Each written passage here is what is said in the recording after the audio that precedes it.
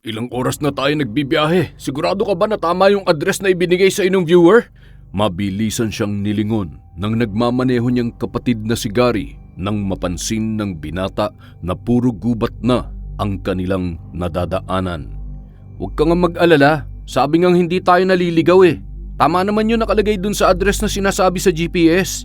Matapos kasing maipost ang huling proyekto nila na tungkol sa pagpasok sa isang abandonadong ospital, mas dumami ang naging viewers ni Harold. At pupuntahan na nga nila ngayon ang isa sa request ng kanilang viewer na bisitahin ang isang liblib na lugar kung saan may kumakalat na sabi-sabi na may misteryosong gubat nga daw dito sa pugad ng kakatwang nilalang. Wala naman talaga silang balak na puntahan ang nasabing lugar. Alam kasi nila na puro scripted lang naman ang mga paranormal activities na kanilang ginagawa. Ngunit marami ang gustong mapanood kung anong mangyayari sa paglalakbay nila sa liblib na lugar ng Visayas. Kaya napilit niya ang kapatid at kaibigan na samahan siya sa proyektong ito. May pag-aalinlangan man bilang isang nagsisimulang vlogger, gustong sumikat kaagad ni Harold.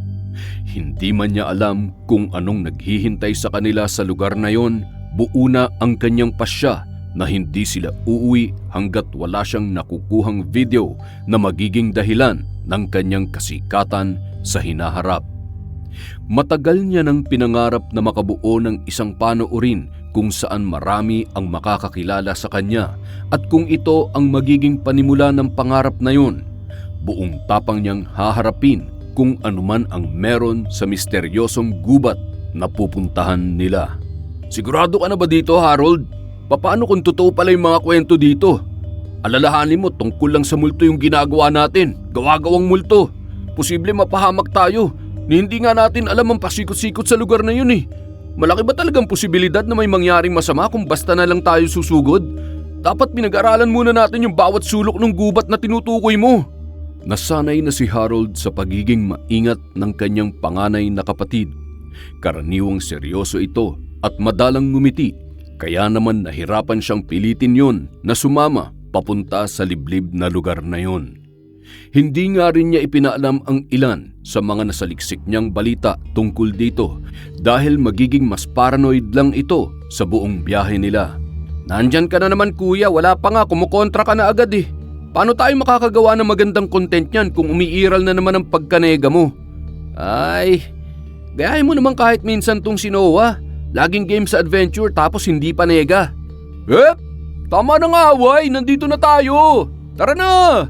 Tumigil ang sasakyan sa tapat ng isang kubo na nasa gitna ng kakahuyan. Nag-iisa lang itong bahay na nakatayo sa paligid. Tulong-tulong nilang ibinaba ang mga dala nilang gamit at inilagay yon sa tabi ng kalsada bago nila nilapitan yung kubo.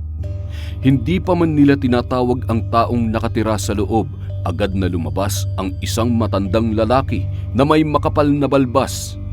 Kakausapin pa lang sana ni Harold ito nang biglang kinuha ng matanda ang isang tungkod na nakasandal sa tabi ng bahay at nagsimulang magkapakapa sa paligid na tila bulag. Balak pa lang sana nila itong batiin ng magandang araw nang agad silang tinanong kung ano ang kanilang sadya sa lugar na yon. Kasunod na lumabas sa loob ng bahay ang isang babae na mukhang asawa nito bago alalayan ang matanda papunta sa upuan na nasa kanilang harapan. Doon napansin agad ni Harold sa mukha ng matanda ang hindi pagkagusto nito sa kanilang presensya. Kaya naman agad siyang lumapit upang makipag-usap. Hindi naman ho kami magtatagal dito ng ilang linggo. Siguro ho, aabutin lang kami ng 3 hanggang 5 araw. Anong gagawin niyo dito? Gusto lang ho namin kuhaan ng video ang ilan sa mga lugar niyo dito, Tatang. Napansin niya ang ilang minutong pananahimik ng matanda. Tila ba may malalim itong iniisip, ngunit nang may balak na sana itong idugtong, agad naman siyang siniko sa balikat ng asawa niya at tila ba pinipigilan itong magbitaw ng panibagong salita. Sa huli nalaman nila na Tatang Gregory pala ang pangalan at matagal na silang nakatira sa kakahuyan na yon. Hindi rin naman nagtagal at pinayagan din sila nitong pumasok sa kagubatan na nasa likod lang ng bahay ng matanda. Dala ang mga gamit, tinahak nila ang damuhan na papunta sa gubat at doon sila nagtayo ng tent na kanilang sisilungan hanggang sa matapos ang kanilang proyekto. Hawak ang kamera, narinig ni Harold na nag-uusap ang dalawa mula sa malayo tungkol sa ginawang pagsiko ng matandang babae kay Tatang Gregory. Kahit naman siya ay nagtaka din sa naging akto nito, hindi na nga lang niya yun binigyan ng pansin dahil masyado siyang masaya dahil nakapasok na sila sa gubat na tinutukoy ng kanyang manonood. Napag-alaman kasi ni Harold sa kanyang pananaliksik na bawal pala talagang pumasok sa lugar na yon.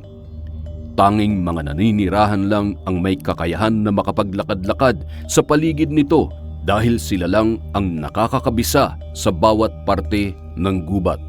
Masyado daw kasing delikado kapag naligaw ka, lalo na't maraming kakatuwang nilalang na di umano ay gumagala sa paligid.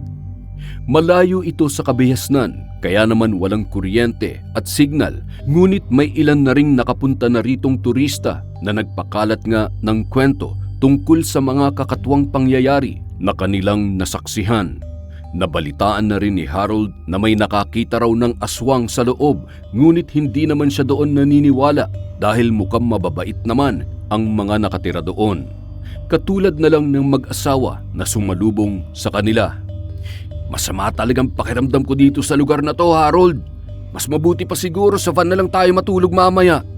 Hindi maiwasan na mapatingin sa paligid si Gary. Sa kabila kasi ng liwanag kanina, pagkalabas nila sa sasakyan ay siya namang dilim nang nakapasok na sila sa gilid ng gubat. Ngayon lang din ito nakakita ng sobrang lalaking puno na halos tumatabon na sa buong paligid na naging dahilan kung bakit madilim kaagad sa pwesto na pinagtayuan nila ng tolda. Tumataas din ang balahibo ng binata sa mga kaluskos na kanyang naririnig. Pakiramdam niya kasi biglang may aatake sa kanilang likuran kung hindi siya magiging alerto. Ano bang nangyayari sa'yo, kuya? Ngayon ka pa ba talaga matatakot? Lagi naman natin tong ginagawa. Kaya nga, Harold, kumalma ka nga, gubat lang to. Bukod sa ilang ligaw na hayop, insekto lang ang pwedeng kumagat sa atin. Kapansin-pansin ang hindi mapakaling ekspresyon sa mukha ni Gary, kaya naman nilapitan niya si Harold upang kumbinsihin ito na masyado lang siyang napagod sa pagmamaneho. May parte din sa utak ni Harold na nag-aalala siya sa kapatid, ngunit hindi naman siya papayag na mapunta lang sa wala ang lahat ng ginastos nila para lang marating ang liblib na lugar na ito. Inilibot ni Harold ang kanyang paningin sa paligid kung saan niya nakita ang matataas na damo at puno na kumakalat sa buong kakahuyan. Yun ang dahilan ng biglang paggising ng kanyang dugo. Tila ba may tumatawag sa katawan niya at inuutusan siya na bagtasin ang sulok ng gubat. Naiilang tuloy si Harold sa kanyang naisip. Ayaw niyang magmadali, ngunit gusto na agad niyang sumikat. Kailan tayo magsisimulang kumuha ng video? Maya-maya lang, palubog na din yung araw, kaya maganda kung makapagplano na kaagad. Bukas na lang siguro. Mukhang napagod si kuya sa haba ng biyahe, kaya hayaan na lang muna natin siya magpahinga. Sige, pero tayo, anong gagawin natin? Masyado pa naman maaga para magpahinga. Kaya nga mabuti pa siguro maghanap na muna tayo ng mga kahoy na gagamitin mamaya. Baka mahirapan tayo pag tuluyan ng lumubog ang araw. Mukhang doble pa naman ang dilim dito sa bukana ng gubat. Dala lang ang sombrero at ilang lalagyan. Tinahak kaagad ng dalawa ang gilid ng bukana para maghanap ng panggatong. Sa kanilang paglalakad, hindi maiwasan ng kaibigan ni Harold na si Noah na mapalingon ng ilang ulit dahil sa sari-saring kaluskos na kanyang naririnig mula sa likod. Sa tuwing igagalaw naman niya ang kanyang ulo para pumaling, agad din namang tumitigil ang mga kaluskos na tila ba pinaglalaruan siya. Huy, ayos ka lang? Anong tinitingnan mo?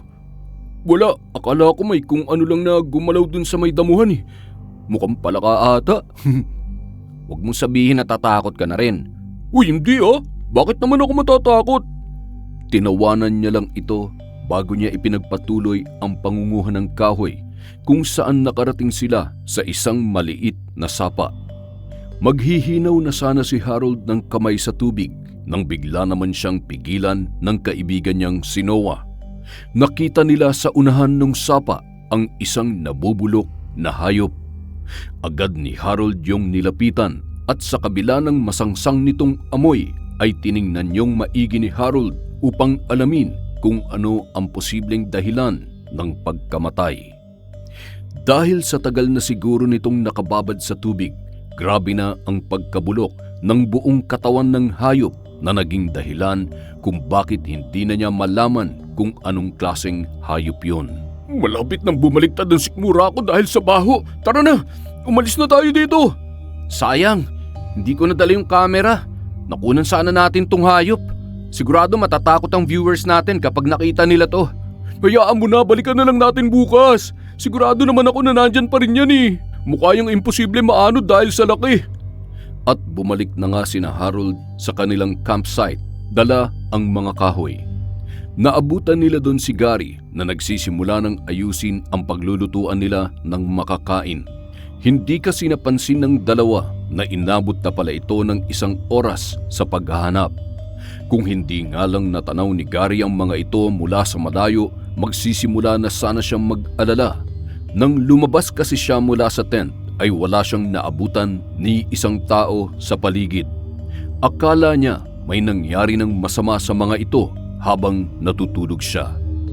Inilagay lang ni Harold ang mga kahoy malapit dun sa kalan bago siya dali-daling pumasok sa kanyang tent at inilabas ang kamera.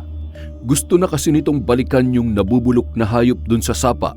Pakiramdam ni Harold, hindi siya mapapakali kung hindi niya yun mababalikan upang kunan ng video. Oh, Harold! Bakit bitbit mo yung camera? May kukunan lang ako dun sa pinuntahan namin ni Noah kanina. May nabubulok kasing hayop. Magandang isama yun sa content. Bukas mo na lang balikan yon. Papalubog ng araw oh. Baka maligaw ka pa pabalik. Hindi yan. Madali lang naman ako doon. Malapit lang naman dito yun eh. Ay, ang kulit mo talaga. Siya, sasamahan na nga lang kita. Wala akong tiwala dyan sa sinasabi mo madali ka lang eh. Panigurado, lubog na yung araw, hindi ka pa rin bumabalik dito. Malapad ang ngiti ni Harold na muli nilang binagtas ang daan papunta sa sapa. Ilang minuto lang din silang naglakad hanggang sa marinig na nila ang mahinahong tunog ng agos ng tubig. Iniwan niya ang kapatid niya na nasa damuhan at abala sa pagtingin-tingin sa paligid bago niya pinuntahan ang unahan ng sapa kung saan nila nakita ang nabubulok na hayop. Bubuksan pa lang sana ni Harold ang kamera nang mapansin niya na wala na doon ang hayop. Puno ang pagtataka na tinitingnan niya ang paligid ng sapa sa pag-iisip na baka inanod lang yun. Ngunit tila ba nawala na parang bula yung patay na hayop at ultimong amoy nito ay hindi na rin nila nalalanghap. Kunot ang noo, itinutok ni Harold ang kamera sa buong paligid ng sapa. Naisip kasi niya na imposibleng basta na lang yun mawala. Kanina lang nila yun nakita ng kaibigan niyang si Noah at ilang minuto lang din naman silang nawala bago siya bumalik sa lugar na yon. Anong problema? Bakit ganyan ang mukha mo? Nawala bigla yung hayop, kuya eh. Hindi ko tuloy nakunan. Ha? Baka naman inanod. Hindi, imposible. Sobrang laki pa nung kaysa sa aso. Kaya, paano yun aanurin? Aba, malay ko. Pero kung hindi inanod, sa tingin mo, ano naman ang nangyari? May kumuha nun, panigurado. Ano? Sino naman ang kukuha nun, Harold? Ikaw na nga nagsabi, bulok na yung katawan. Sino magkakaroon ng interes sa ganung hayop? Tara na nga't bumalik na lang tayo habang hindi pa masyado madilim. Puro kalokohan dyan eh. Bago tuluyang maglakad papalayo, muling nilingon ni Harold ang parte ng sapa kung saan nila nakita ang hayop. Hindi kasi talaga siya makapaniwala sa biglaang pagkawala ng katawan. Pero wala naman siyang maibigay na paliwanag kung saan naman yun napunta. Bigla tuloy sumagi sa isip niya ang tungkol sa mga sabi-sabi sa lugar na yon. Tuluyang nakabalik ang dalawa kaya naman agad na tinulungan ni Gary si Noah na magpaliyab ng apoy. Samantalang si Harold naman ay tahimik lang na ibinalik ang kamera sa loob ng kanyang tent bago maupo sa labas at panoorin ang dalawa sa mga ginagawa nila. Bakit bigla ka yatang natahimik? Parang kanina lang gustong gusto mong bumalik dun sa sapa ah. Ano ba nangyari sa lakad nyo? Wala naman, inanod lang yung hayop kaya hindi ko nakuna ng video. Nga pala, bukas na natin simulan. Mga bandang 8:00 ng gabi para talagang madilim. Sumapit ang dilim at pare-pareho nang nakahiga ang tatlo sa kanilang mga tent. Nakalabas ang ulo ng tatlo sa zipper at mga nakadapa ito habang nakaharap sa apoy na nasa gitna ng kanilang higaan. Tahimik lang nilang pinapakinggan ang sari-saring huni ng mga ibon. May pagkakataon pa nga na nabibigla na lang ang tatlong binata dahil sa mga alulong ng mga ligaw na aso na nagmumula sa kaloob-looban ng gubat.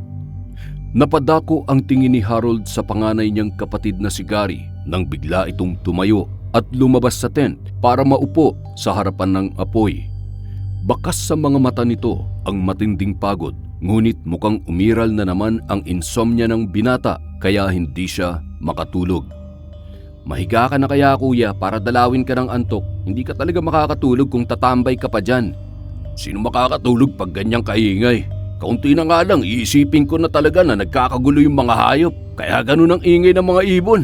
Ha? Kung ano-ano na lang talagang pumapasok dyan sa isip mo no? Yung mga hayop, magkakagulo? Sira ka talaga, Gary. Totoong sinasabi ko, isipin nyo kasi, tingnan nyo yung mga ibon, napakaingay. Ba't sila mag-iingay ng ganyan kung walang nangyayari sa loob ng gubat? Di ba?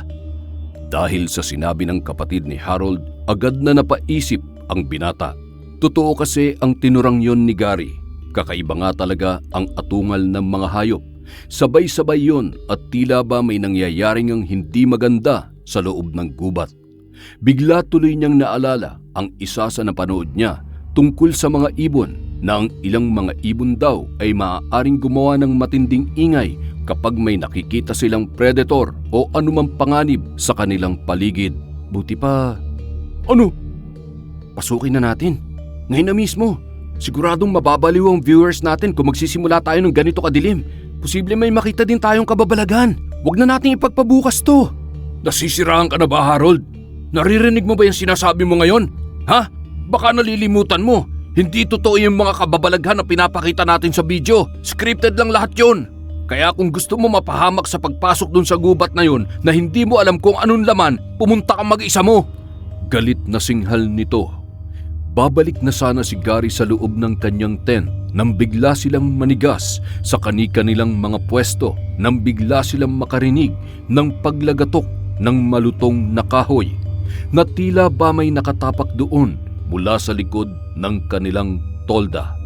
Dali-dali tuloy kumuha ng flashlight ang kaibigan nilang si Noah at itinutok yun doon. Ganun na lang ang gulat nila nang makita nila sa dilim si Tatang Gregory. Dala nito ang kanyang tungkod at tila ba estatwa na nakatigil lang at hindi gumagalaw. Hindi man aminin ng tatlong binata, ngunit nakaramdam sila ng matinding takot at pagkabalisa dahil sa nangyari. Sino ba naman kasi ang mag-aakala na makikita nila ito sa likod ng kanilang hinihigaan samantalang bulag si Tatay Gregory?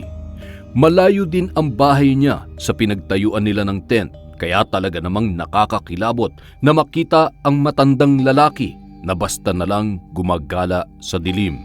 Hindi rin nila ito kakilala. Nakita lang nila ito kaninang umaga pagkadating nila sa liblib na lugar na yon. Tatang? Anong ginagawa niyo dyan? Gabi na ho. Dapat hindi kayo lumalabas sa bahay mag-isa. Nasaan ho yung asawa niyo? Tanong ni Gary. Tatang Gregory, ayos lang ho ba kayo? Tanong din ni Harold.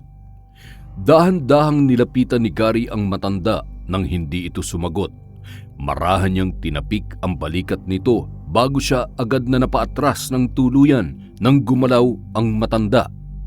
Tila ba natauhan si Tatang Gregory at agad na kinapa ang kanyang paligid bago nagsalita. Huwag kayong papasok sa gubat! Delikado! Hindi kayo makakauwi ng buhay! Umuwi na kayong lahat! Uwi! Nanindig ang balahibo ng tatlong binata matapos yung isigaw ni Tatang Gregory. Nababahid sa boses nito ang matinding sindak na nag-iwan ng kakaibang pakiramdam sa loob ni na Harold, lalo na sa kapatid niyang si Gary. Ang dating takot ng binata ay napalitan ng pangamba dahil sa binitiwang babala ng matanda. Pilit nila itong hinawakan upang pakalmahin, ngunit nagpupumiglas ito at nagsimula na namang magsisigaw. Hindi naman nagtagal at biglang dumating ang humahangos na asawa ni Tatang Gregory. Nagmamadali siyang inalalayan ng babae pabalik sa kanilang bahay at tila ba natataranta, kaya naman hindi na sila nakialam at hinayaan na lang ang dalawang matanda na makaalis. Nagbatuhan sila ng makahulugang tingin at magkakasamang naupo sa harap ng apoy. Dala ang ilang flashlight at isang kahoy na napulot ni Gary mula sa lupa. Alertong nagbantay ang tatlong binata sa posibleng lumapit sa kanilang kinatatayuan. Sa bawat paglipas ng mga minuto, mas lalong lumalakas ang atungal ng mga hayop na nagmumula sa gubat. Umalis na kaya tayo dito? Hindi pwede. Tatapusin natin to. Total, nandito na rin naman tayo. Hindi pwede mapunta lang sa wala yung gastos at pagod natin, kuya. Sayang. Kaya ko pa naman tumagal ng ilang araw dito. Huwag muna tayong umalis. Kaya natin yan. Hindi nyo ba narinig yung sinabi ni Tatang? Delikadong araw ang loob ng gubat. Nasisira na ba talaga kayo ng bait? Binigyan na nga tayo ng babala tapos balak nyo pa rin pasukin? Naintindihan naman ng binata kung bakit gano'n na lang kasabik ang dalawa na makapasok sa gubat. Alam nito na likas sa kaibigan nilang si Noah ang sumabak sa kakaiba at matinding gawain. Samantalang ang nakababata niyang kapatid ay sadyang pilyo lang talaga. Ngunit sinabi na nga ng matanda na delikado ang loob ng gubat kaya dapat ay hindi na lang nila pasukin. Hindi mo naman kailangan sumama sa amin, kuya. Kami nang bahala ni Noah. Kung gusto mo, dito ka lang. Hintay mo na lang kami. Sayang kasi. Sige, bukas na nga lang kami ng gabi tutuloy. Pagkatapos nun, kinabukasan, uuwi na tayo. Ang sa akin lang naman, Harold, paano kung totoo nga yung sabi-sabi sa lugar na ito? Eh di napahamak pa kayo. Walang mapapahamak, Gary. Magbibideo lang naman kami kaya huwag ka mag-alala. Walang mangyayari sa aming masama. Masyado ka. Bakit ba kasi sumama pa ako dito eh? Kinaumagahan, malalim ang tulog ng lahat nang biglang magising dahil sa malakas na pagtumba ng kawali sa labas. Taranta tuloy silang bumangon at isa-isang hinawakan ang mga kahoy na inilagay nila sa labas ng tent bago matulog. Bumungad sa kanila si Tatang Gregory na nakaupo sa lupa dahil natumba ito sa mga kawaling ginamit nila kagabi. Nangangapa ang matanda sa paligid na tila may hinahanap, kaya naman agad itong dinaluhan ng kaibigan nilang si Noah upang tulungang tumayo. Nalaman nila sa matanda na wala itong maalala sa nangyari kagabi. Wala tuloy nagawa ang tatlo kundi ang manahimik na lamang at hindi na binanggit pa ang tungkol doon. Pinanood lang ng tatlo na maglakad papalayo ang matanda upang manguha ng kahoy. Napansin din nila ang ilang supot na dala nito bago sila tumalikod at mag-intindi ng kanilang kakainin. Umalis ang kapatid nitong si Gary upang kumuha ng makakain sa kanilang sasakyan. Ang kaibigan naman nilang si Noah ay pumunta sa sapa upang maghugas ng kanilang mga ginamit. Samantala si Harold naman ay nautusan na manguha ng kahoy na ipanggagatong mamaya. Bago umalis, pasimpleng itinago ng binata ang kamera sa damit nito bago siya nagtungo sa gilid ng kakahuyan kung saan niya kinuhaan ng video ang paligid. Pasukin ko na kaya itong gubat kahit sa bungad lang para exciting ang simula ng video namin. Tiningnan muna ni Harold ang paligid bago niya binitiwan ang ilang kahoy na kanyang pinulot kanina at tuluyang binagtas ang direksyon na papasok sa bukana ng gubat.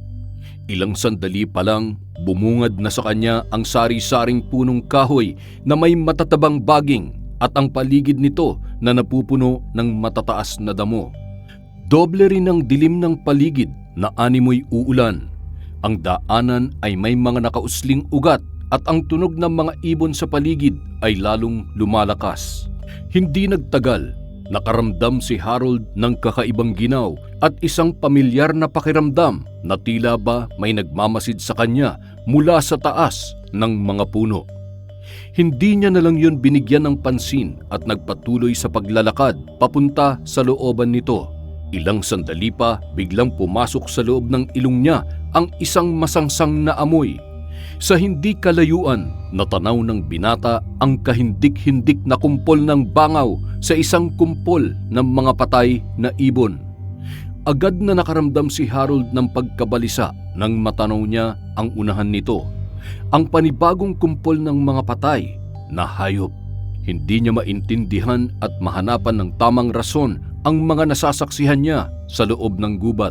Habang tumatagal, lalong nadadagdagan ang lakas ng pagtambol sa kanyang dibdib dahil sa kaba. Ngayon lang kasi nakakita ng ganong karaming patay na hayop ang binata. Gusto man niyang umalis at lumabas sa gubat, hindi siya sinusunod ng kanyang mga paa. Nakita na lang niya ang kanyang sarili na patuloy pa rin sa paglalakad patungo sa kaloob-looban ng kakahuyan, kung saan mas lalo siyang nakakasaksi ng kahindik-hindik na mga bangkay ng hayop. Kailangan ko nang bumalik. Hindi napansin ng binata na napasobrang layo na pala ang kanyang narating sa gubat dahil paglingon niya, tila ba naging pare-pareho na ang itsura ng paligid na naging resulta ng pagkakunot ng noo ni Harold. Hindi niya alam kung tama ba ang kanyang pinupuntahan, ngunit nagpatuloy pa rin siya sa paglalakad hanggang sa makarating si Harold sa tapat ng isang malaking puno na may kubong nakatayo sa tabi nito. Itututok pa lang sana ng binata ang hawak niyang kamera, ngunit agad siyang nakarinig ng kaluskos sa kanyang likuran, kaya agad siyang napalingon. Doon niya nasilayan mula sa matataas na damo ang isang napakagandang babae. Binalak niya pa itong lapitan, ngunit muling natigilan si Harold nang marinig niya ang malakas na boses ng kanyang Kuya Gary mula sa kabilang banda ng gubat. Salungat sa kanyang pinagmulan kanina, tinatawag siya nito at bakas sa boses nito ang matinding pag-aalala. Muli niyang nilingon yung babae, ngunit hindi niya na yon makita, kaya naman agad na rin siyang tumakbo papunta sa direksyon kung saan niya narinig si Gary. Ilang minuto ang nakalipas hanggang sa makarating siya sa bungad ng gubat at natanaw si Noah mula sa malayo. Tinawag niya ito upang kunin ang pansin ng dalawa na agad naman siyang nakita at tinakbo upang lapitan. Doon nakatanggap ng malakas na batok si Harold mula sa panganay niyang kapatid na mukha pa ring alalang-alala dahil sa biglaan niyang pagkawala. Bumabalik na lang sila sa campsite, hindi pa rin ito iniimikan ng kanyang kuya, kaya naman agad siyang nagpaliwanag. Doon niya naikwento ang mga bagay na kanyang nasaksihan sa loob. Nabanggit din ni Harold ang tungkol sa magandang dalaga na nakatira sa gitna ng kagubatan.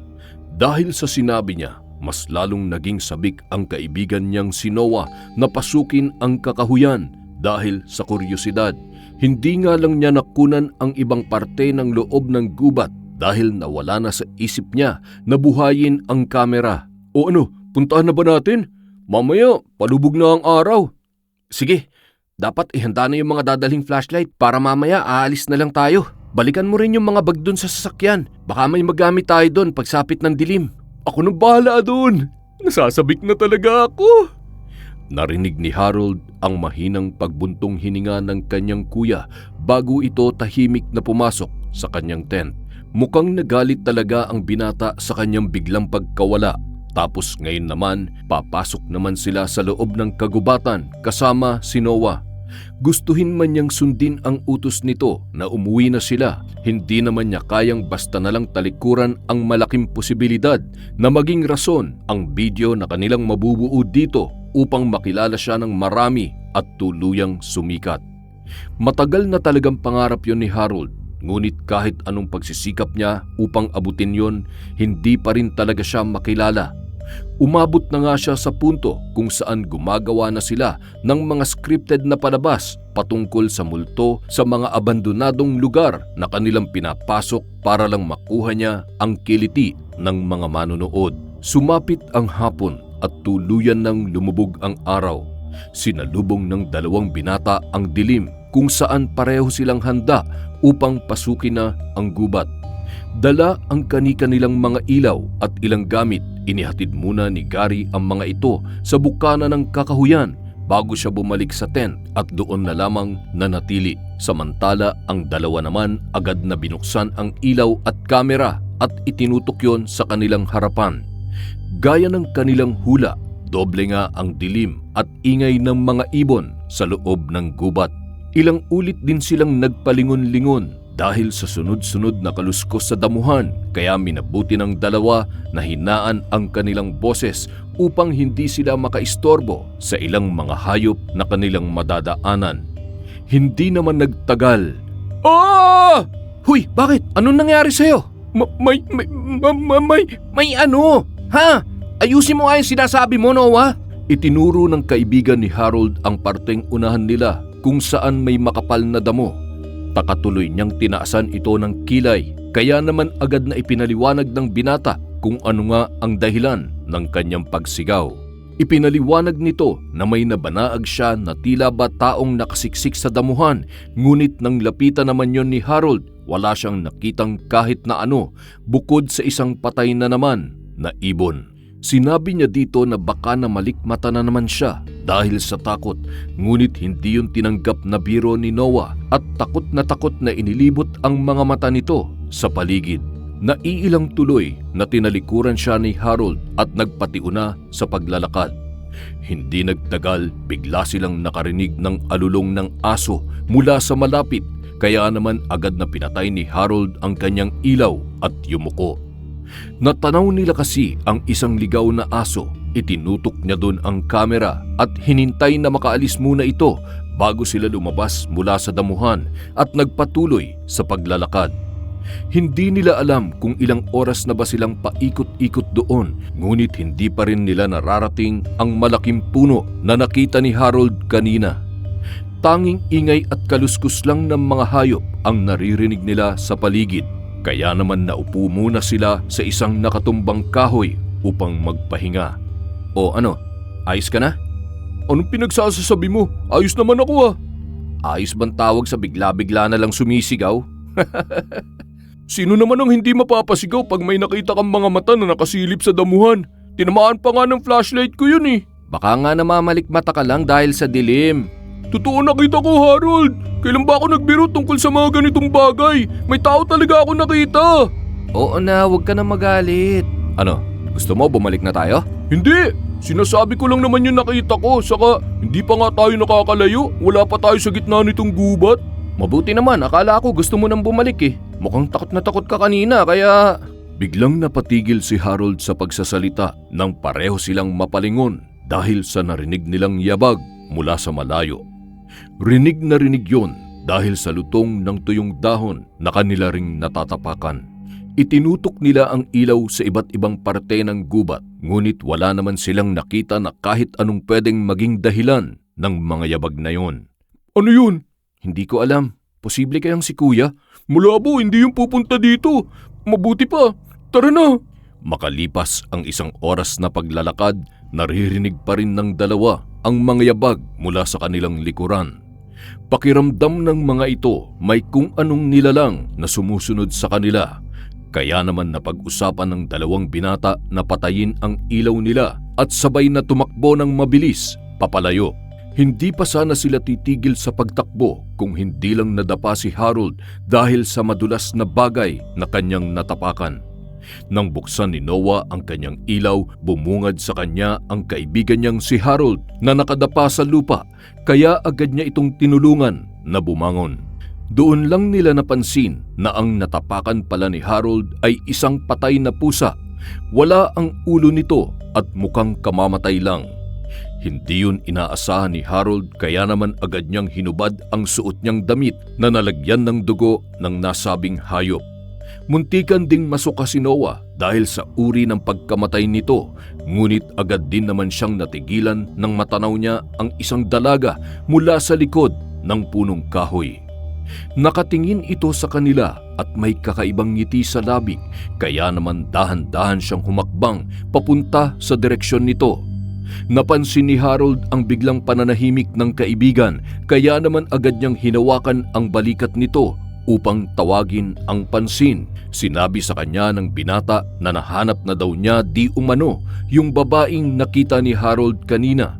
Ngunit nang lingunin naman ni Harold ang direksyon na pupuntahan ng kanyang kaibigan ay wala siyang nakikitang kahit na ano. Nasaan? Wala naman ako nakikitang babae ah.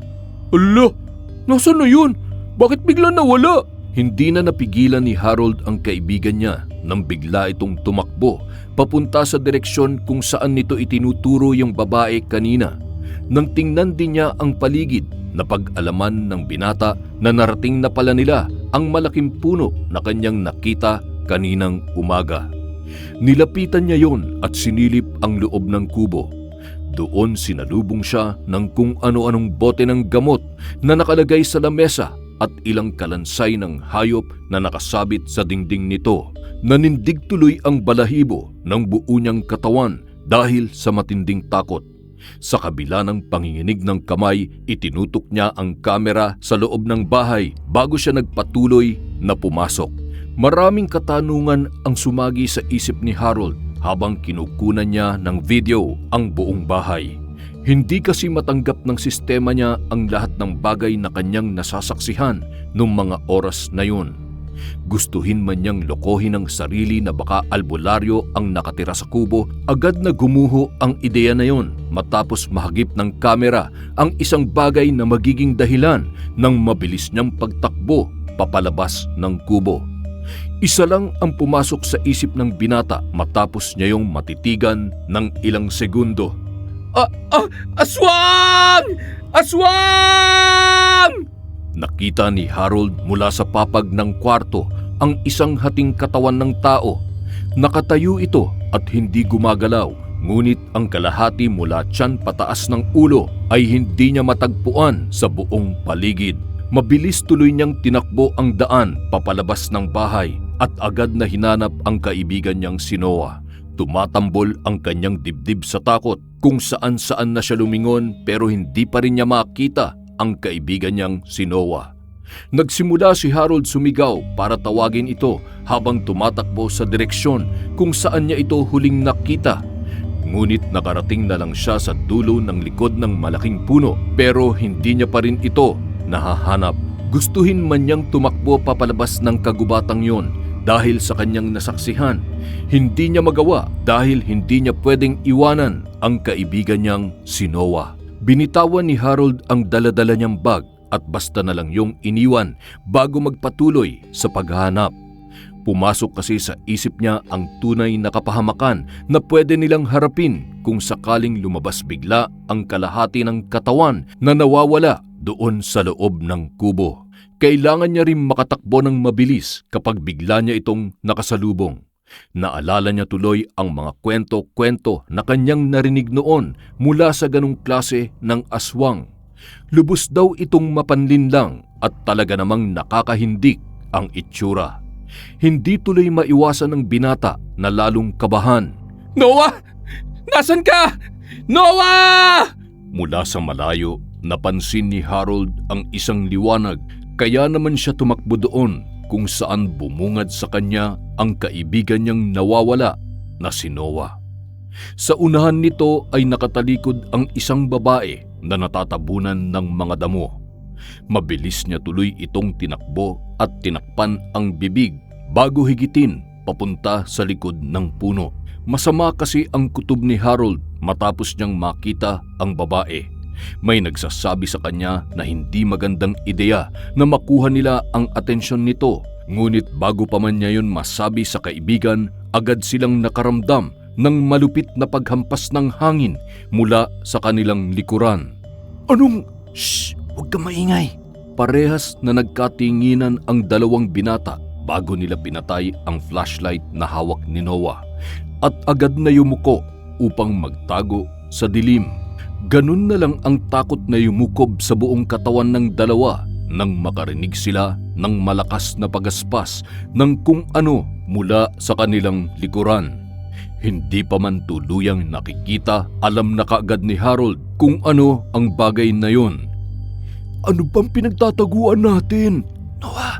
Huli na nang masagot ni Harold ang tanong ng kaibigan dahil bigla na lang itong tumayo at binuhay ang ilaw na hawak nito. Hindi nagtagal, agad na bumungad sa harapan ng dalawang lalaki ang nakakikilabot at nakagigimbal na Manananggal! Nahigit ni Harold ang kanyang hininga dahil sa nangyari. Agad silang tumakbo papalayo dito, ngunit rinig pa rin nila ang garalgal na boses ng manananggal mula sa itaas na tila ba sumisigaw. Lumilikha yun ng kakaibang tunog na nagbibigay lamig sa kanyang dugo, kaya naman hindi maiwasan na manginig ng binata dahil sa matinding takot. Kahit saan sila tumakbo at bumaling ng kanyang kaibigang si Noah, hindi ito tumitigil sa paghabol sa kanila hanggang sa bigla na lang siya nitong dagitin mula sa itaas. Nabitiwan niya ang hawak niyang kamera at agad na naramdaman ang matutulis nitong mga kuko na lumulubog sa kanyang balikat. Napasigaw si Harold ng sobrang lakas dahil sa sakit habang pilit na kumakawala sa pagkakahawak nito. Bitiwan mo ako! Manananggal! Harold! Habang umaangat sa ere ang mga paa, ramdam ni Harold na pilit siyang inaabot ng manananggal upang kagatin. Dun lang niya tuluyang nasilayan ng malapitan ang itsura ng aswang. May matatalas itong ngipin, kulubot ang muka na tila ba may mga bukol, at mahaba ang kulot nitong buhok. Dahil sa nasaksihan, mas lalong nadagdagan ang takot na kumukulob sa buong sistema ni Harold. Kaya mas lalo pa siyang nagpumiglas sa kapit nito hanggang sa tuluyan na siyang mabitawan ng manananggal at nalaglag. Agad siyang sinalo ng kaibigan niyang si Noah, ngunit tumama ang kanyang hita sa isang puno na malapit sa kanila at aksidente yung nasaksak ng sanga. Aray! Dahil sa nangyari, muli silang naabutan ng manananggal at binalak muli siya nitong dagitin. Ngunit nagulat na lamang si Harold nang makita niya si Noah na may hawak na kahoy at iwinawasiwas yon sa manananggal upang hindi makalapit. Habang abala ang kaibigan sa pagpigil sa aswang, pinutol ni Harold ang sanga na nakapasak sa kanyang hita at pilit itong tumayo upang tumakbo papalayo sa kabila ng iniinda niyang sakit. Saklolo! Tulungan niyo kami! Kuya! Tulong! Mabagal ang pagkilos, naramdaman na lang niya na inaalalayan na pala siya ni Noah, at nang lingunin niya ang aswang, nakita niya yung lumilipad pataas sa mga puno. Sobrang taas na hindi na niya maaninag sa dilim kung saan ito nagtungo. Dahil basta na lang silang tumakbo, hindi na nila alam kung saan ang daan papalabas sa gubat. Ngunit hindi naman pwedeng tumigil na lang sila, kaya naman nagpatuloy pa rin ang dalawa sa pagtakbo. Ang atungal naman ng manananggal ay maririnig pa rin sa paligid, at tila ba sinusundan pa rin sila nito mula sa taas ng mga puno. Hindi nga lang nila ito mahanap dahil na rin sa sobrang kadiliman. Nalaglag ang dala ni Harold na flashlight, samantalang yung kay Noah naman ay mahina na rin dahil kanina pa yun bukas, kaya naman talagang mahirap para sa kanila ang mga pasa dilim para lang makatakbo papalayo. Nasaan na ba tayo? Wala akong makita. Kailangan natin makalabas dito sa gubat. Delikado na tumagal pa tayo dito, lalo na't mukhang hindi tumitigil sa pagdurugo ang sugat ko. Paano nga? Hindi natin alam ang daan pabalik. Mukhang tuluyan na talaga tayong naligaw. Kung bakit ba kasi hindi tayo nakinig sa kuya mo eh. Tama talaga siya na mapapahamak lang tayo dito sa gubat. Tingnan mo tuloy ang nangyari. Hindi ngayon ang tamang oras para magsisihan tayo. Kailangan natin makalabas dito ng buhay. Mula sa kaunting butas na nagmumula sa mga dahon, nakita ng dalawang binata ang manananggal na iniikutan sila mula sa itaas. Mas lalong lumalakas ang garalgal nitong boses na naging dahilan kung bakit nagliparan ang ilang mga ibon na nakarinig. Taranta tuloy ang mas mabilis na paglakad ng dalawa, ngunit agad ding natigil dahil sa biglang pagbigay ng mga binti ni Harold dahil sa natamo nitong sugat. Takot at kaba, pinilit higitin ni Noah ang kanyang kaibigan hanggang sa punto na kailangan niya ng kaladkarin ang kalahati nitong katawan upang makaalis lang sila kaagad.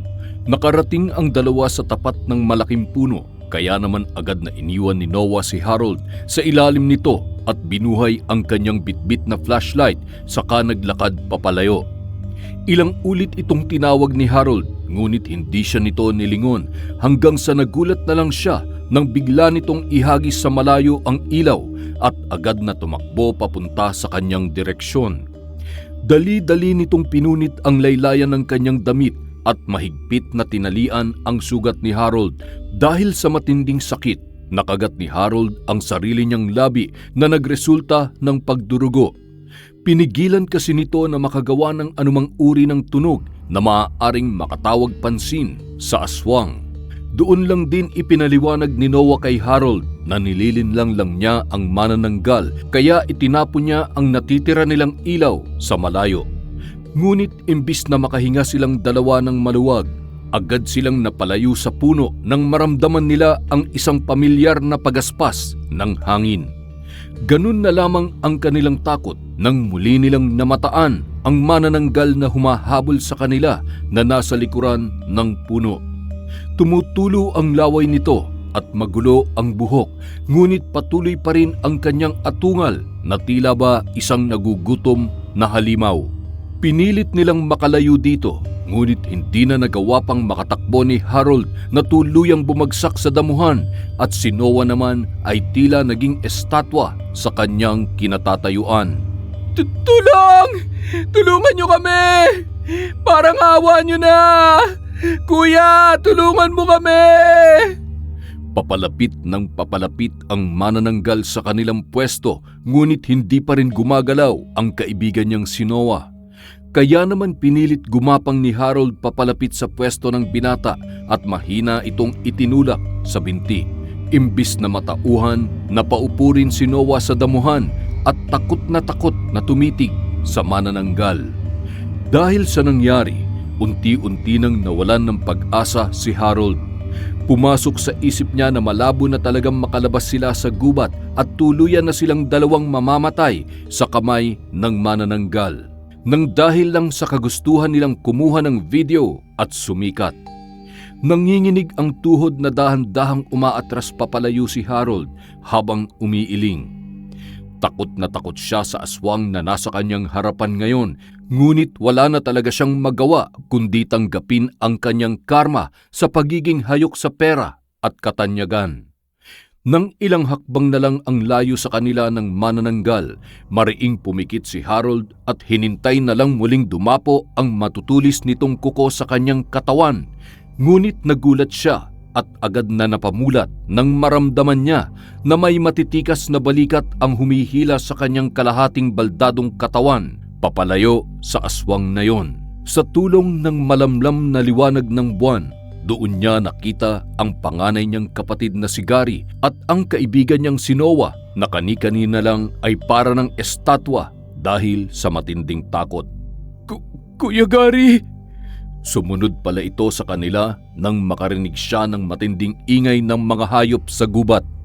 Agad itong nabagabag sa kanyang narinig, kaya naman kumuha siya ng maliit na bunsol at mabilis na tinahak ang bukana ng gubat kung saan niya inihatid ang dalawa kanina. Noong una, wala siyang nakita o narinig na kakaiba habang naglalakad sa loob ng kakahuyan. Ngunit agad siyang napatingala sa langit nang makakita siya ng isang malaking ibon na lumilipad. Akala ni Gary nung una, isa lang yung paniki. Ngunit hindi nagtagal, malinaw niya itong nasilayan mula sa kanyang kinatatayuan matapos itong lumipad pababa. Ang manananggal. Kagila-gilalas ang kanyang nasaksihan. Ngunit imbis na tumakbo papalayo, narinig niya ang kanyang kapatid na sumisigaw mula sa malayo. Kaya naman mas lalo niyang binilisan ang paghahanap. Hindi alam ni Gary kung saan siya pupunta nung panahon na yon, ngunit dire-diretso niyang tinahak ang damuhan hanggang sa makarating siya sa tapat ng isang malaking puno na may kubo sa gilid.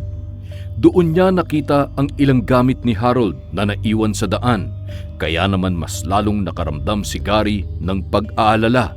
Hindi siya tumigil sa kakatakbo sa gubat at ilang gamit na rin ng dalawa ang kanyang nadaanan. Ngunit wala pa rin kahit isang bakas o anino ng kanyang kapatid at kaibigan sa paligid. Nang masuyod ang pusod ng gubat, muli niyang narinig ang boses nito, ngunit sa pagkakataong yun, mas malinaw at malapit na kumpara nung una. Doon niya tuluyang narating ang looban pa ng gubat kung saan niya nakita ang dalawa na hinahabol ng manananggal. Agad na ibinaba ng binata ang bunsol at tinakbo ang kanilang pwesto bago mabilis na hinigit si Noah na naging dahilan ng pagbalik nito sa kaisipan ng mga nangyayari. Nagtulong ang dalawa na buhatin ang gumagapang na si Harold at agad nila yung itinakbo papalayo. Ni hindi na nila alam kung anong nangyayari sa kanilang paligid, ngunit nung mga oras na yon, isa lang ang nasa isip ng tatlong binata: makatakas ng buhay sa kamay ng manananggal. Akala ko mamamatay na ako, kuya. Walang mamamatay. Kailangan natin makalabas ng gubat na to at humingi ng tulong dun sa mag-asawa. Paano natin gagawin yun? Kunin mo yung bunsol. Habang tumatakbo, nag-uusap ang tatlong binata tungkol sa kanilang plano. Napagkasunduan nila na bumalik sa may malaking puno at mabilisang sunugin ang kubo kung saan nakita ni Harold yung kaputol ng katawan ng manananggal. Peligroso, ngunit yun lamang ang naiisip na paraan ni Gary upang pansamantala silang tigilan sa paghabol ng aswang. Malaki kasi ang posibilidad na iligtas nito ang kalahati ng kanyang katawan, kaya magkakaroon ang tatlo ng kahit kaunting oras na makatakbo ng malayo-layo at tuluyang mahanap ang daan pabalik sa bungad ng gubat. Naiintindihan na din ngayon ng binatang si Gary kung bakit tanging ang mga nakatira lang sa lugar na yon ang may kakayanan na pumasok sa gubat. Katulad na lang ni Tatang Gregory na kahit bulag ay sa ulo pa rin ang daan dahil talaga namang nakakaligaw pala sa loob nito. Bit-bit ang iniwan ng panganay na kapatid ni Harold na bunsol. Mabilis nilang tinakbo ang papunta sa kubo. Nang makarating, dahan-dahan siyang ibinaba ni Gary sa damuhan para tulungan si Noah na buksan ang lalagyan ng bunsol at ihagis yon sa mismong loob ng bahay na agad lumikha ng napakalaking apoy. Nagsimulang gumapang ang apoy sa sawaling dingding at tumupok sa tuyong bubong. Mula sa kanilang likuran, narinig ni Harold ang malakas na palahaw ng manananggal na tila ba nasasaktan yun. Dahil sa nangyari, agad na pumasok sa isip ng binata na matagumpay ang plano ng kapatid niyang si Gary. Tara na, habang hindi pa bumabalik yung manananggal! Tulungan mo akong buhatin si Harold. Ilagay mo ulit siya sa likod ko. Sa kabila ng bigat ni Harold, mabilis pa rin ang kilos ng kanyang kuya. Ang takbo nito ay matulin na tila ba walang binubuhat at ang kanyang paghinga ay napakabilis. Samantalang si Noah naman ay nasa kanilang likod at alerto sa posibilidad na pagsulpot ng manananggal. Sa maikling panahon, biglang tumahimik ang paligid ng gubat. Wala silang narinig na kahit anong ingay ng ibon o atungal ng manananggal. Magsisimula na sanang makampante ang binatang si Harold na nasunog na ang katawan ng manananggal dahil dun sa apoy. Ngunit agad silang napatigil sa pagtakbo nang masalubong nila sa daan si Tatang Gregory at ang asawa nito. Mabuti naman ho at narinig niyo ang tawag ko, Tatang. Kailangan niyo na hong tumakbo dahil may manananggal sa loob ng gubat na to. Kailangan natin makalabas sa lalong madaling panahon. Walang lalabas. Ano ang ibig niyong sabihin? Binaraan ko na kayo nung una pa lang, pero hindi kayo nakinig. Pumasok pa rin kayo dito sa gubat at ngayon nakita na kayo ng anak ko. Hindi ko kayo hahayaang makalabas ng buhay. Nangatog ang mga tuhod ng tatlo. Dahil sa binitawang salita ng matanda, doon lang din napagtagpi-tagpi ni Harold ang lahat ng mga senaryo na may kaugnayan sa mag-asawa.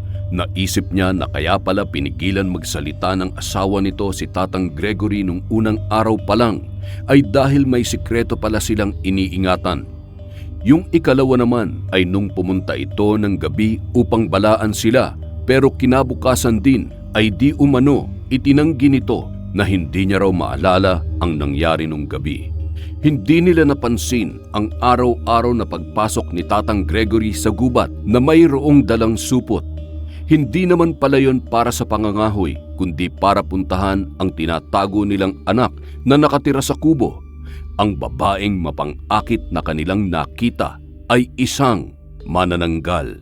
Dahan-dahang humakbang papalapit sa kanila ang mag-asawa at tila ba malinaw ang mga mata ni Tatang Gregory na dire-diretso itong naglalakad ng walang tulong ng kanyang asawa.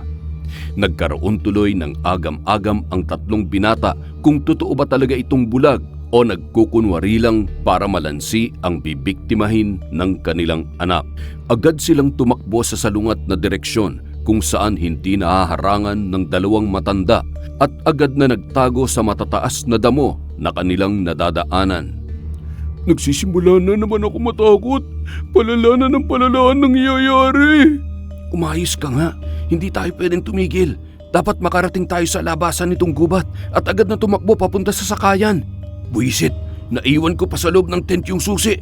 Akala ko pa naman makakaalis na tayo kaagad. Kainis! Wala na tayong magagawa. Dadaan pa rin talaga tayo doon. Kailangan lang bilisan natin ang pagkuha doon sa susi para makatakbo na kaagad tayo paalis sa lugar na ito. Unang sumilip ang kaibigan nilang si Noah sa paligid at balak na sanang tumakbo, ngunit nanlaki ang kanilang mga mata nang may biglang humigit sa binata mula sa paa nito. Napasigaw ng malakas si Harold dahil sa takot, kaya naman agad siyang ibinaba ng kapatid niyang si Gary at lumabas sa damuhan para hanapin ang kaibigan nila. Kahit hirap gumalaw dahil sa sugat, tumayo si Harold at sinilip kung ano ang nangyayari at ganun na lang ang kanyang pagkabigla nang masaksihan si Tatang Gregory at ang asawa nito na hinihigit ang parehong paa ng nagpupumiglas na si Noah papunta sa likod ng puno. Samantalang si Gary naman, dumampot ng kahoy at ambang susugurin ang mga ito. Pinanood niya kung paano tumumba ang matandang babae bago ipalo ni Gary ang hawak niyang kahoy kay Tatang Gregory na naging sanhi ng pagkawala ng malay nito. Dali-daling tinulungan ni Gary ang kaibigan nilang si Noah bago sila tumakbo papunta kay Harold at muli siyang binuhat saka tumakbo paalis. Mula sa unahan ng tatlong binata, natanaw ng mga ito ang pamilyar na parte ng gubat kung saan sila nagsimula ang labasan. Halos mangyak-ngyak si Noah nang sabihin ni Harold na malapit na silang lumabas, pero bago pa man nila maitapak ang kanilang mga paa sa parting yon ng kakahuyan, muli nilang narinig ang garalgal na atungal ng manananggal mula sa malayo. Hindi pa pala tuluyang nawawala ang manananggal. Ang kaninang takbo nila ay mas lalong bumilis, ngunit walang panamayon sa laki ng pakpak ng manananggal dahil agad din sila nitong naabutan. Takbo, Gary! Si Harold yung pinupuntirya! Naramdaman na lang ng binatang si Harold ang paghapdi ng kanyang likod at nang tingnan niya ang dahilan, nakita nito na nakalmot na pala siya ng manananggal. Dahil sa nangyari, mas binilisan pa ng dalawa ang pagtakbo hanggang sa tuluyan na silang nakalabas ng gubat. Ang akala ng mga ito, hindi na sila hahabulin ng manananggal, ngunit naging mabilis ang pangyayari dahil namalayan na lang nilang dalawa ng kanyang kapatid na si Gary na pareho na pala silang bumagsak sa lupa dahil sa marahas na paghablot ng manananggal sa likod ni Harold. Ang sakit! Tumakbo ka na, Noah! Hanapin mo yung susi sa tent ko at abangan mo kami sa sasakyan! Ako nang bahala kay Harold! Sige, mag-iingat kayo! Malayo ang pinagtalsikan ng katawan ni Gary, kaya naman hindi niya agad nalapitan ang kapatid nang bigla itong atakihin ng manananggal. Kitang-kita niya kung paano nito pilit na kinakalmot ang buong katawan ng kapatid, samantalang si Harold naman ay nagsisisigaw habang pilit na lumalayo dito. Natauhan si Gary sa nangyari, kaya naman agad siyang bumangon at walang pagdadalawang isip na sumugod sa manananggal para pilit itong itulak papalayo sa walang kalaban-laban na kapatid. Napansin niya sa likod ng manananggal ang isang kulubot na ulo na tila ba mukha ng halimaw. Naisip ni Gary na baka yun ang nagsisilbing pakpak ng aswang, kaya naman pumulot siya ng sanga at isinaksak yun sa mismong muka ng halimaw. Umalingaw-ngaw sa paligid ang malakas na sigaw ng aswang bago nito binitiwan ang kapatid ni Gary at gumewang-gewang na lumilipad pataas. Sa kabila ng nagdurugong mukha ni Harold, nakita niya ang buong pangyayari. Kaya naman nang malapitan siya ng kanyang kapatid, agad niya itong niyakap dahil sa takot. Akala talaga niya mamamatay na talaga siya kung hindi yun ginawa ng kanyang kapatid. Muli na naman siyang iniligtas nito. Kuya, shh! Umalis na tayo dito habang hindi pa bumabalik yung manananggal. Sa kabila ng matinding panghihina, muling sumampa si Harold sa likod ng kanyang kapatid. Naramdaman na lang niya na muli itong tumakbo. Hindi naman nagtagal, tumigil si Gary. Kaya naman tumingala si Harold upang tingnan ang paligid. Nakarating na pala sila sa pinagtayuan nila ng mga tent. Ilang beses na tinawag ni Gary ang pangalan ng kaibigan nilang si Noah, ngunit walang sumasagot. Kaya naman, pinasok na ng binata ang bawat tolda upang hanapin yon. Makalipas ang ilang minuto, mukhang nandun na si Noah sa sasakyan. Tara na! Hindi na nila kinuha ang kanilang mga gamit at basta na lang tumakbo papalabas. Natatakot kasi ang panganay na kapatid ni Harold na si Gary na baka maabutan pa sila ng aswang at ng mga magulang nito kung mag-aabala pa sila na damputin ang ilan sa kanilang mahalagang gamit. Masyado nang maraming nangyari ng buong gabing yon at hindi nakakayanin ng binata kung sakali man na masalubong na naman nila ang ilan sa mga taong nakatira sa lugar na yon. Gusto na lang niyang makasakay sa sasakyan at matagumpay na makaalis. Nang marating nila ang labasan, natanaw nila si Noah na nasa loob ng sasakyan at mukhang problemado. Tinawag niya ang atensyon nito, kaya naman agad na tumakbo si Noah at tinulungan silang makasakay sa loob. Tinalian naman ni Gary ang ilang sugat ni Harold bago ito lumapit sa kanyang kaibigan upang itanong kung ano ang problema. Napansin niya kasi na hindi pa rin pinapaandar ni Noah ang van. Tuluyang gumuho ang pag-asa sa sistema ni Gary nang marinig niya na hindi daw di umano nagsa-start ang makina. Anong gagawin natin? Ayaw umandar. Baka maabutan pa tayo dito ni Natatang. Buti pa isara mo ang pinto at mga bintana.